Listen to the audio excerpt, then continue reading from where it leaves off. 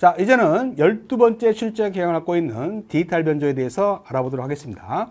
이 디지털 변조 파트는 출제 개형이 아주 높은 곳입니다. 자, 첫 번째 ASK에 대해서 알아보죠. 일명 진폭 편의 변조라고 하죠.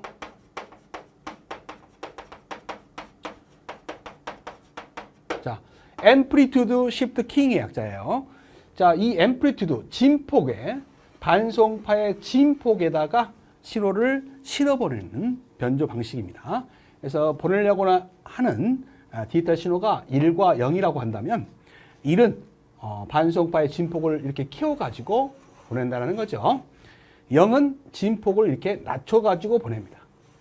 1은 진폭을 키워서 보내고요. 0은 진폭을 낮춰서 이렇게 보내게 됩니다. 근데 이 진폭이라는 것은요, 전송 도중에 커지기도 하고 작아지기도 해요. 그러면 큰 진폭이 낮아지고 작은 진폭이 커지게 되면 두 신호를 구분하기가 어려워지죠. 에러 가능성이 커진다는 겁니다. 그래서 0과 1을 구분하는 1비트 전송에서는요, 아예 0은 진폭을 이렇게 보내지 않습니다. 1만 진폭을 키워서 보낸다는 거죠. 그래서 0은 진폭을 보내지 않고 1만 키워서 보내는 방식을 써요. 그러면 진폭이 낮아지거나 높아지더라도 0과 1을 정확하게 구분할 수 있겠죠. 자, 그래서 이걸 진폭을 이용해서 구분하는 진폭 편의 변조는요, 만약에 2비트가 돼버리면 네 가지를 구분해야 돼요. 2비트 전송은 00, 01, 10, 11, 이 네 가지 진폭을 구분해야 되잖아요. 그럼 방금 전에 두 개의 진폭을 구분하기도 에러 가능성이 커지는데 네 개를 구분하려면 에러 가능성이 더 커지겠죠. 그래서 한 번에 많은 비트를 보내기에 부적합한 변조 기술입니다. 그래서 속도가 느려요. 그래서 300 bps 이하의 아주 저속도 전송에 이용되고 있다. 이렇게 알아두시면 되겠네요. 그래서 각종 잡음이나 신호 레벨 변동에 약합니다. 이 진폭이 변동하게 되면 에러 가능성이 커진다는 거죠. 그래서 보통 1비트 전송에만 이용된다. 그래서 1비트라는 것은 0과 1을 구분하는 거잖아요. 그것을 두 가지를 구분한다. 그래서 이진이라는 표시를 합니다. 이진 ASK 전송에만 주로 쓴다라는 거죠. 그래서 전송 속도가 느려요. 그래서 ASK를 다른 말로 OK라고도 합니다. 이제 왜 그러냐면 1비트만 보내니까 0과 1을 구분할 때 0은 진폭을 보내지 않습니다. 그래서 마치 스위치로 따진다면 오프 상태다 말이에요. 신호가 안 나간다 이 말이죠. 그다음에 1만 신호가 나가는 거죠. 그래서 요것은 온 상태고 스위치로 따지면 이건 오프 상태처럼 동작한다. 그래서 온의 오자와 오프의 오자를 따서 OO 여기에 키이죠. 이 단어가 키잉이에요. 키잉의 약자를 따서 OK 이렇게 부르는 거예요. 그래서 일명 OK라고 부르는 것이 ASK를 두고 하는 말이에요. 그래서 ASK는 속도가 느린 전송이다. 이렇게 알아두시면 되겠고요. 각종 잡음이나 신호 레벨 변동에 약한 방식이다. 이렇게 알아두시면 되겠습니다. 일명 OK라고도 한다. 이렇게 정리를 하세요. 자, 이제는 두 번째 FSK로 갑니다. 자, FSK는요, 주파수 편의 변조라고 하죠.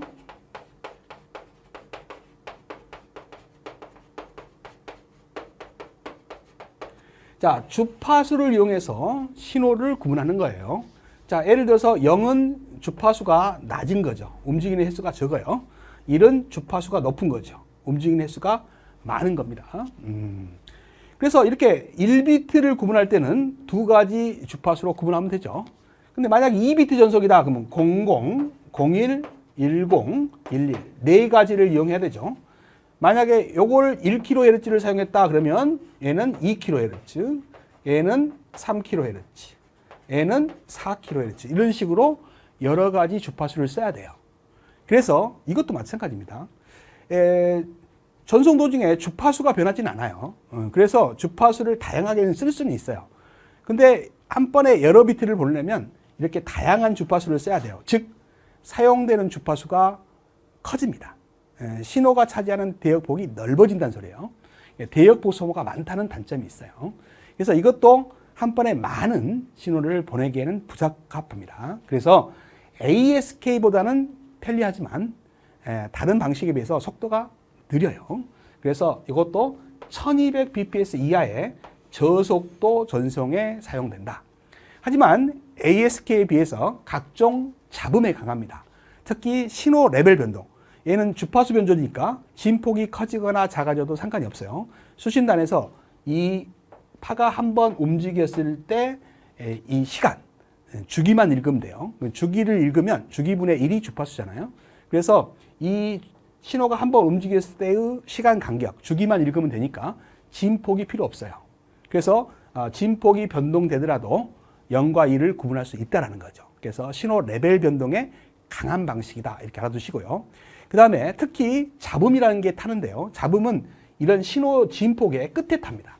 보통 잡음들은요, 진폭의 끝에 타요. 그런데 ASK는 진폭의 크기를 읽어야 되니까 잡음을 제거할 수가 없습니다.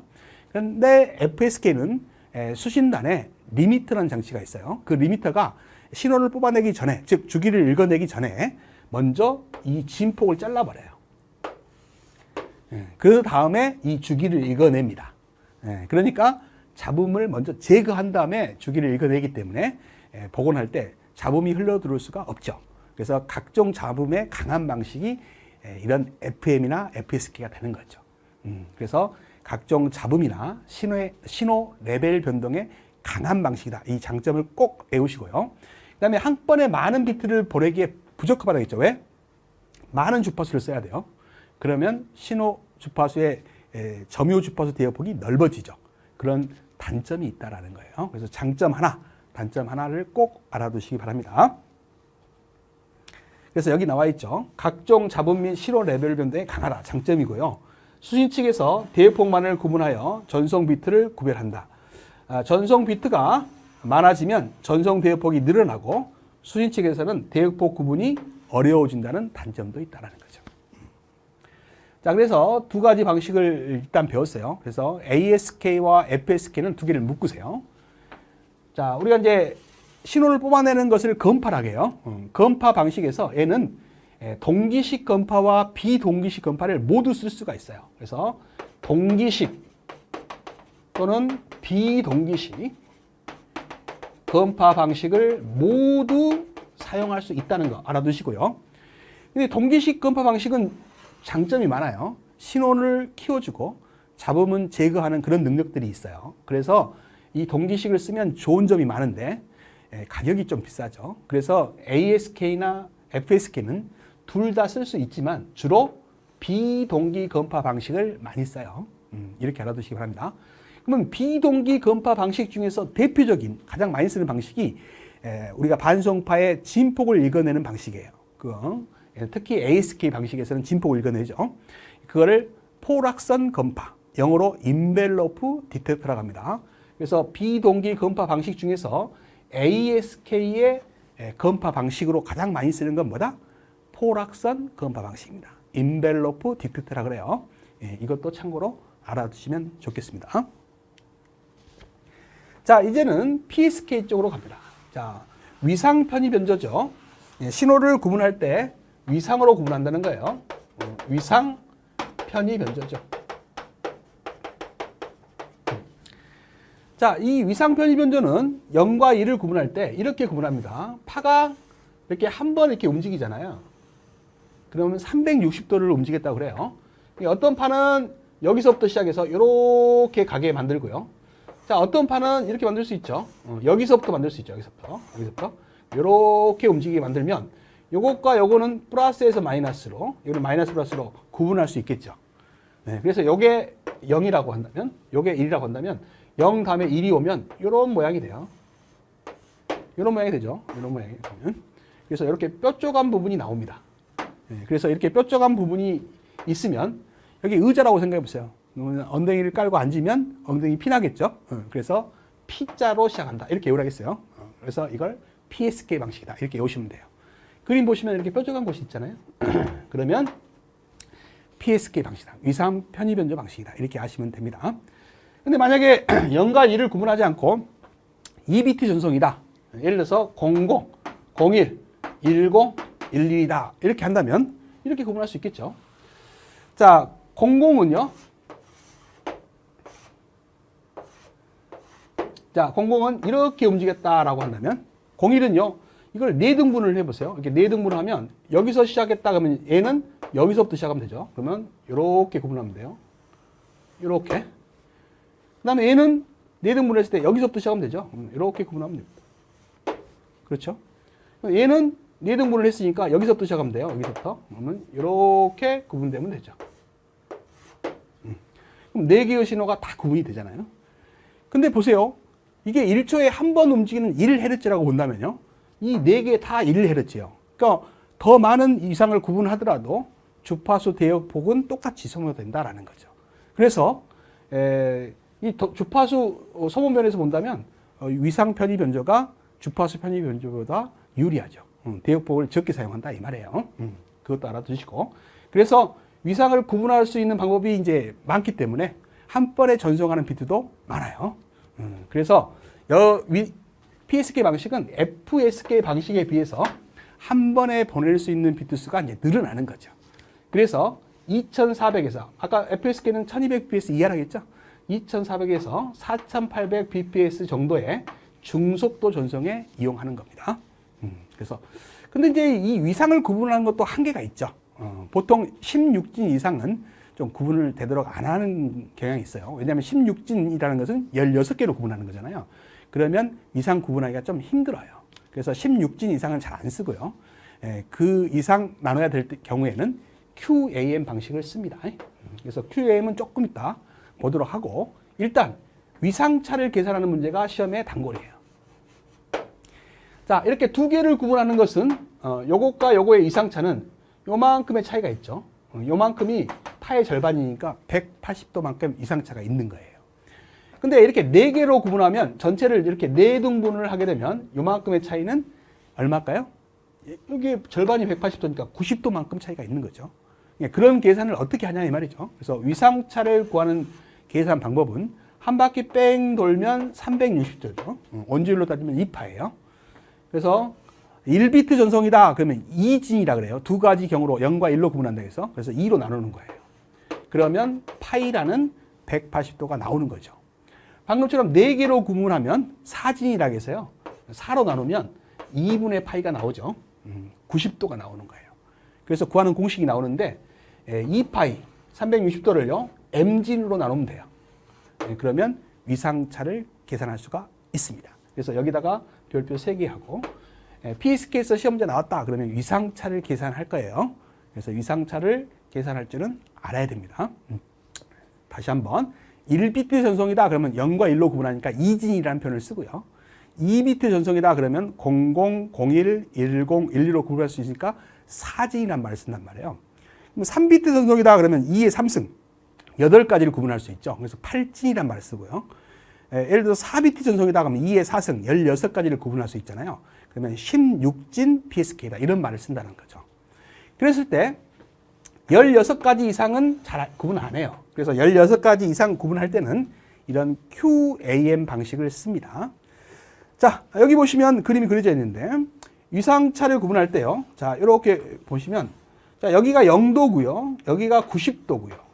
여기가 180도고 여기가 270도고 한 바퀴 뺑 돌면 360도다 이렇게 본다면 위상을 구분할 때 두 개로 구분하면 0도하고 180도 이렇게 만들면 두 개를 구분할 수 있죠.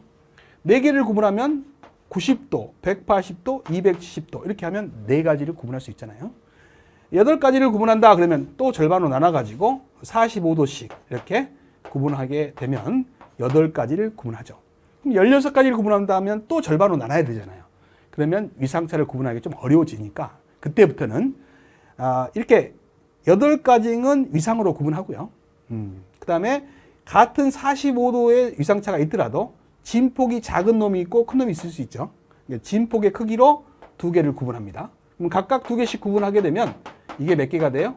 16가지가 되죠. 그래서 진폭과 위상으로 같이 구분하게 되면 16가지를 쉽게 만들어낼 수가 있는 거죠.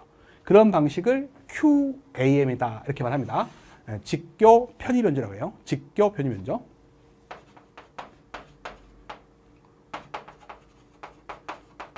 또는 직교 진폭 변조라고도 합니다. 그래서 직교 진폭 변조 또는 직교 편의 변조 이렇게 말을 하는데 이 QAM 방식이 진폭을 구분하는 ASK 방식과 위상을 구분하는 PSK 방식을 혼합한 방식이다 이렇게 표현을 해요. 그래서 이 A자와 P자와 K자를 따서 일명 APK의 종류다 이렇게 부르고 있습니다. 그래서 QAM을 다른 말로 APK라고도 한다. 알아두시기 바랍니다. 자, 그래서 ASK의 진폭 변화 방식과 PSK의 위상 변화 방식을 결합한 일명 APK라고도 한다. 꼭 알아두시고요. 이것이 가장 고속이에요. 9600bps 이상의 고속 전송에 사용되는 방식이다. 이렇게 알아두시면 되겠습니다. 자, 지금까지 배웠던 디지털 연속 변조의 종류를 여기에 표에 나타냈습니다. 자, ASK가 있고요. FSK가 있어요. 그 다음에 PSK가 있고 QM이 있었습니다. 자, 근데 우리가 ASK는 진폭을 구분하기가 힘들었어요. 0과 1비트 전송만 가능하겠죠. 그래서 전송 속도가 느립니다. 300bps 이하의 전송 속도를 갖고 있다 그랬어요. 근데 FSK는 이것보다는 좀 빠르지만 얘도 많은 주파수를 쓸 수가 없다 했죠. 대역폭이 많이 필요해서 한 번에 많은 비트를 구분하기가 어렵다 그랬어요. 그래서 얘도 1200bps 이하의 저속의 전송 속도다. 얘보다는 빠르지만 얘도 느리다겠습니다. 그래서 얘 둘은 이진 위주로 사용된다. 이렇게 알아두시면 되겠어요. 한 번에 전송하는 비트가 1비트밖에 안 되는 거죠. 그런데 이제 PSK 쪽으로 가면 2진도 사용되고 4진도 사용되고 8진도 사용되는 거예요. 그래서 속도가 빠르죠. 그래서 PSK는 2400에서 4800 bps 정도의 중속도 전송에 사용된다 그랬습니다. 그래서 2진 PSK를 다른 말로 BPSK라고 해요. 바이너리 약자를 따서 BPSK라고 합니다. 그래서 2진보다는 BPSK라는 용어를 더 많이 써요. 그래서 BPSK가 2진 PSK를 이르는 말이다. 이렇게 알아두시고요. 4진은요. 코드락처라는 단어를 써요. 그래서 QPSK라고 합니다. 이것도 마찬가지요. 4진 대신 QPSK라는 말을 더 잘 써요. 그래서 여러분들은 QPSK를 알아둬야 돼요. 그래서 QPSK가 나오면 한 번에 2비트씩 전송하는 4진 PSK를 말한다. 알아두셔야 됩니다. 자, 그 다음에 8진 PSK는 이름이 없어요. 그래서 이거는 그냥 8진 PSK 이렇게 나오는 거예요. 16진이다 그러면 16진 PSK 이렇게 나오는 겁니다. 근데 될수록 이제 16진 이상은 잘 안 사용한다 했죠. 그래서 QAM 쪽으로 넘어온다. QAM은요, 9600 bps 이상의 고속도 전송에 사용되더라 그랬어요. 그래서 오른쪽으로 갈수록 전송 속도가 빠르다라는 거 꼭 알아두시기 바랍니다. 자, 그 다음에 이 ASK와 FSK는 건파 방식을 쓸 때요. 앞에서 말씀드렸죠. 비동기식 건파 방식과 동기식 건파 방식을 모두 사용할 수 있는 게 ASK와 FSK예요. 그런데 동기식이 더 좋긴 하지만 비용이 많이 든다 그랬죠. 그래서 주로 비동기식 건파 방식을 쓰는 것이 ASK와 FSK 방식이에요. 그러나 둘 다 쓸 수 있다는 거 아시기 바라고요. 그 중에서 ASK는 대표적인 건파 방식인 포락선 건파 방식을 쓴다. 포락선 건파 방식을 쓰더라. 그러니까 비동기 건파 방식 중에서도 대표적인 인벨로프 디텍터라는 포락선 건파 방식을 쓰더라라는 걸 꼭 알아두시기 바랍니다. 그 다음에 이제 PSK하고 QM은요, 여기에는 비동기식 건파 방식을 못 써요. 그래서 꼭 동기식 건파 방식만 사용이 가능하다라는 걸 꼭 알아두시기 바랍니다. 동기식 건파 방식은 대표적인 게 정압 필터가 있어요. 정압 필터.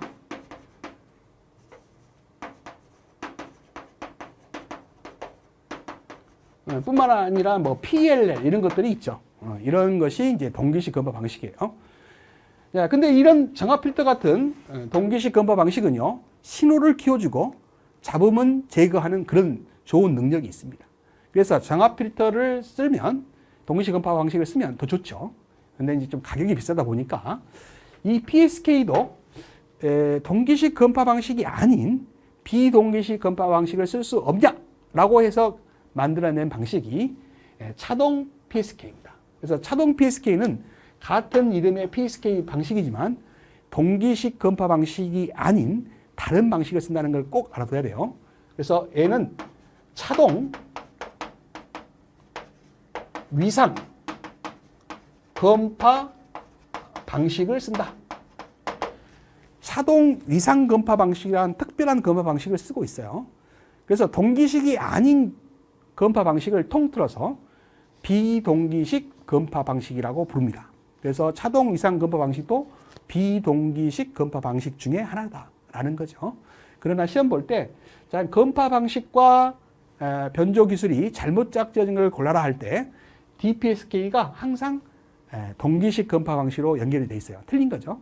제대로 연결하려면 차동 위상 건파 방식을 쓴다는 걸 꼭 알아두시기 바랍니다. 자, 그 다음에 이제 중요한 게 오류 확률이죠. 요게 시험에 가장 많이 나와요. 자, 우리가 이제 변조 기술이 다양한데 오른쪽으로 갈수록요 오류 확률이 적습니다. 그래서 속도도 빠르고 오류 확률도 좋기 때문에 ASK보다는 FSK, FSK보다는 PSK, PSK보다는 QAM을 쓰는 게 좋겠죠. 근데 같은 방식일 때는요. 자, 2진이냐, 4진이냐, 8진이냐, 16진이냐. 같은 방식에서는요. 한 번에 보내는 비트 수가 많으면 에러 가능성이 크겠죠. 당연한 거 아니겠습니까? 그래서 위로 갈수록 오류 확률이 적다라는 거 알아두시기 바랍니다. 한 번에 보내는 비트 수가 같다면 오른쪽으로 갈수록 오류 확률이 적고요. 속도도 빠르고요. 그 다음에 같은 방식에서는 한 번에 보낼 수 있는 비트 수가 적을수록 오류 확률이 적다. 꼭 알아두시기 바랍니다. 그래서 이제 여기에 그런 내용이 나와 있는 거예요. 그 다음에 이제 점유 대역폭이에요. 신호가 차지하는 대역폭은 뭐 적은 게 좋은 거죠. 그럴 때 이 점유 대역폭을 차지하는 것은요, 변조 방식과는 상관이 없다는 결론이에요. 그러니까 ASK냐, FSK냐, PSK냐, QAM이냐 관계가 없어요. 단지 한 번에 보낼 수 있는 비트 수가 몇 비트냐가 결정하는 거예요. 그래서 한 번에 보낼 수 있는 비트 수가 많을수록 대역폭을 많이 차지하는 거죠. 그래서 여기에 나와 있죠. 결국 2진보다는 4진이, 4진보다는 8진이, 8진보다는 M진이, M진이라는 것은 이제 8진 이상이죠. 16진, 뭐 32진. 이렇게 갈수록 전송 대역폭이 증가한다는, 신호가 차지하는 대역폭이 높다는 이런 뜻을 알아두시기 바랍니다. 자, 개념 확인 문제를 풀어보죠. 디지털 통신 방식에서 비동기 건파 방식 중에서요, 특히 포락선 건파가 가능한 변조 기술, 뭐라 했어요?